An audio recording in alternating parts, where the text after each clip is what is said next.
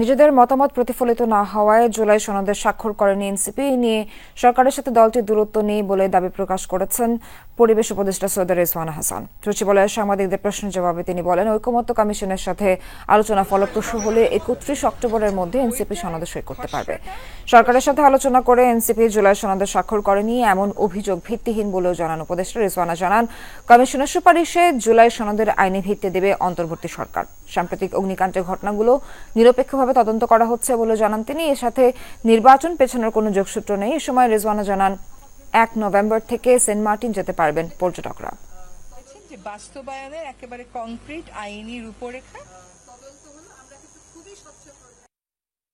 মাস পিপলের সাথে তো এনসিপি নিজের মতন করে কথা বলছে। এনসিপি তো একটা রাজনৈতিক দল, তারা নিজের মতন করে তো মাস পিপলকে তাদের বার্তাটা দিচ্ছে।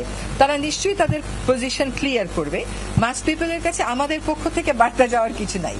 যে রাজনৈতিক দলের যে অবস্থান তার সপক্ষে মাস পিপলকে তারা কি বলতে চান তারাই বলবেন, এবং এনসিপি তো সেটা বুঝাচ্ছে যে আমরা চাচ্ছি যে বাস্তবায়নের রূপরেখাটাও একবারে এগ্রিড আপন হয়েই এই দলিলে আসুক।